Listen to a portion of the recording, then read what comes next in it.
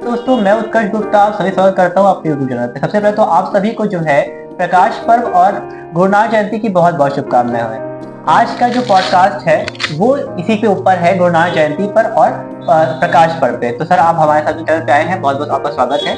अपना परिचय दे दीजिए जनता को। तो मेरा नाम सरदार अवतार सिंह छाबड़ा, मैं Guru Nanak junior high school का अध्यक्ष और कई संस्थाओं से मैं जुड़ा हुआ हूँ। तो हम जानना चाहते हैं कि गुरु नानक जयंती जो है ये किस लिए बनाई जाती है और किसका क्या इसमें कहानी है, पुरानी कहानी है, बता दीजिए। धन धन श्री गुरु नानक देव महाराज जी कार्तिक के पूर्णमासी के देश में उनका राय भवन की तलवंडी में प्रकाश हुआ। जी का प्रकाश हुआ है, वो एक अलौकिक ज्योति थे। उन्होंने सदैव एकता का प्रतीक थे। ऊंच नीच बड़े छोटे कि उन्होंने भेदभाव नहीं माना, उन्होंने दूर किया उस जमाने में। और 555 साल पहले महाराज जी को जब प्रकाश हुआ तब जो दाई थी उसने जब उनकी रोशनी उन पर पड़ी तो उन्होंने उनके पिता मेहता कालू जी को, माता तृप्ता जी को बताया कि आपके यहाँ कोई अलौकिक प्रकाश हुआ है। गुरु महाराज को उन्होंने अलौकिक चीज बताई। गुरु महाराज, हर माँ बाप चाहता है हमारा बच्चा कुछ काम करे, पढ़े लिखे। इसी तरह मेहता कालू जी, उनके पिताजी ने भी उनको पढ़ने के लिए भेजा। उन्होंने हरदयाल जी उनके गुरु थे, हरदयाल जी जो गुरु जी थे उनको उन्होंने कहा कि मुझे वो पढ़ाई पढ़ाओ जो सदैव गुरु से जुड़ाए और गुरु साहब के साथ मेरे साथ जाए और सच्ची सुच्ची बानी हो। तब हरदयाल जी ने उनके पिताजी से कहा कि ये कोई अलौकिक गुरु हैं, इनको जो है ये इनको क्या पता, ये मुझसे ज्यादा ज्ञानवान है। तब धीरे धीरे वो बड़े हुए।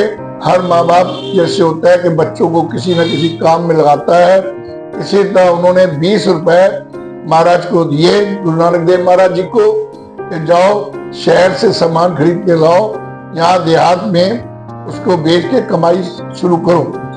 उन्होंने उनके दो सेवक थे, एक बालाजी एक मर्दाना जी। उनको लेके वो जब शहर के लिए गए, रवाना हुए बैलगाड़ियों से। उस टाइम बैलगाड़ियां ही चलती थी, समय कहाँ है। तो उन्होंने उनको कहा कि इस तरह उन्होंने सारी वार्ता उनके पिताजी मेहता कालू जी को बताई। तो उन्होंने गुरु साहब से जैसे डांटा जाए डांटा फटकारा। फिर उन्होंने उनको राय बुलार के यहाँ नौकरी पे लगाया। जब वो सामान अनाज देते थे जैसे तौल के दिया जाता था, जब 13 आया तो 13 पे वो रुक गए। 13 13 13 13 करते गए। जब उनके झोले भर जाए वो लेके चल जाए। 14 वो न बोले, 13 ही बोले। तो राय बुलार जी के पास शिकायत गई। तो उन्होंने जब शिकायत पे जब देखा कि आए, मुनीम जी को देखा कि देखो हिसाब तुम अपना। जब उन्होंने हिसाब तौला, सारा अनाज पूर्ण था, क्योंकि वो तो एक अलौकिक गुरु थे। हम लोगों को एक इंसानी जीव को महाराज के साथ जोड़ने, भगवान के साथ जोड़ने के लिए आए थे। चाहते हैं कि जो प्रकाश पर्व होता है और गुरु नानक जयंती का इसमें डिफरेंस अलग अलग है क्या?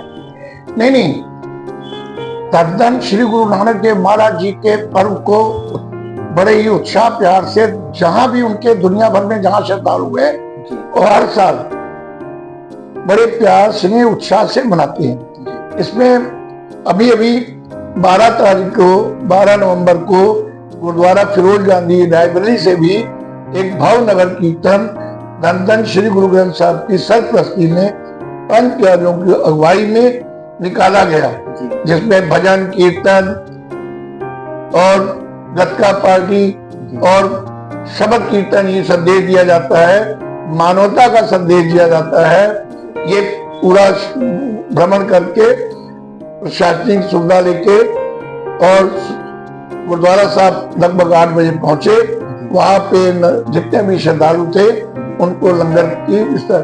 ये पर्व दुनिया के अंदर जहां पे श्रद्धालु होते हैं, कोई रायबरेली नहीं या उत्तर प्रदेश नहीं, भारतवर्ष नहीं, दुनिया के अंदर जहां भी गुरु नानक लेवा रहते हैं श्रद्धालु, वो इस महाराज के प्रकाश पर्व को बड़े ही उत्साह प्यार स्नेह से मनाते हैं, क्योंकि वो तो एक अवतार थे, सबके गुरु थे, उनके बड़ा ही उत्साह प्यार से मनाया जाता। सर, रायबरेली में विगत वर्षों में किस प्रकार से उत्साह रहा लोगों के बीच में इसके लिए ये कार्यक्रम पड़ता है? तो इस पर्व में मतलब शासनिक प्रशासनिक भी हमें बहुत अच्छी सुरक्षा मिली और श्रद्धालुओं ने, चाहे हिंदू है, चाहे मुसलमान है, चाहे सिंधी है, चाहे सिख है, जो भी उनके श्रद्धालु है, क्योंकि उनके श्रद्धालु ना सिख है ना हिंदू दुनिया के, क्योंकि उन्होंने एक संदेश मानवता का दिया है। तो मनुष्य जात जो भी है, गुरु साहब को सदैव एक पीर पैगंबर की तरह माना है।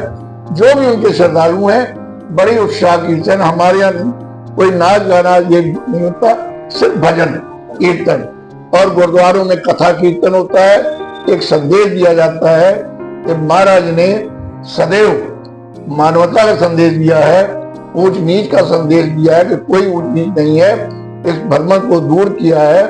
और भी कई भ्रम उन्होंने दूर किए हैं कि किसी के सिस्टम में आप बाधा नहीं डालते। हमारे सिखों में कभी भी ऐसा बाधा नहीं डाला जाता, परंतु जब से दुनिया बनी है कुछ ना कुछ शरारती तत्व होते हैं, ये दुनिया से चला आ रहा है। अब सिखों को इतनी श्रद्धा प्यार से सारी दुनिया जानती है।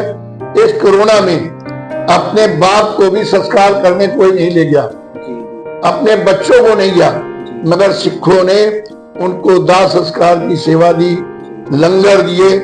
ये एक मानव ही कर सकता है। जो मनुष्य भगवान को मानता है कि भगवान है, नीच चीज को नहीं मानता, वही सेवा कर सकता है। जो गुरु नानक और जो तत्व गलत तत्व होते हैं वो हमेशा अच्छी चीज को बदनाम करते हैं, उनको खराब करने की कोशिश करते हैं, मगर ऐसा न दुनिया में कभी हुआ है न कोई खत्म। हर चीज का महत्व है। केस, बाल के साथ कंघा लगाया, ये बालों को साफ करने के लिए एक कंघे की कृपा है। कड़ा, ये एक हथकड़ी के टाइम होता है, दाएं हाथ से होता है, तो दाएं हाथ से जब भी कोई गलत काम करता है तो कड़ा हमारी आंखों के सामने पहले आता है। वो आता है जिससे मतलब गुरु साहब की याद पहले आती है, तुरंत ही उसको उस गलत काम को रोकता है। कड़े का महत्व है। कृपाण, अत्याचार की न सहो। अत्याचार किसी पे हो, किसी बहू बेटी पे हो, उसको बचाओ। एक उन्होंने कृपाण हमको दी। कच्छा एक सुरक्षा का अपना उजांगिया जिसको आप लोग कहते हैं, कच्छा हमारे यहाँ कच्छा कहा जाता है, वो गुरसिख को पहनना जरूरी होता है। तो दर्शकों देखा कि कितना अच्छा हमने आपको पॉडकास्ट दिखाई है, और इस पॉडकास्ट को आप जरूर फॉलो कीजिएगा, लाइक कीजिएगा और चैनल सब्सक्राइब करना मत भूलिएगा। और सर, आपका बहुत बहुत धन्यवाद कि आपने अपना इतना अमूल्य समय हमें दिया। नमस्कार। नहीं, आपका धन्यवाद जी, आप इसको प्रचार प्रसार में ला रहे हैं। दिल से मैं आपको धन्यवाद देता हूँ, ईश्वर से प्रार्थना करता हूँ तो ये चैनल की ओर से देश की, मानव की आप प्रचार प्रसार करके सुधार ला रहे हैं। मैं दिल से दुआ करता हूँ, ईश्वर आपको स्वस्थ रखे और खुशियां बख्शे, जिससे आप इसी चैनल से अच्छे कार्य कर सके, धार्मिक, सामाजिक, उत्साहित कार्य कर सके। धन्यवाद आपको। बहुत बहुत धन्यवाद सर आपका। नमस्कार।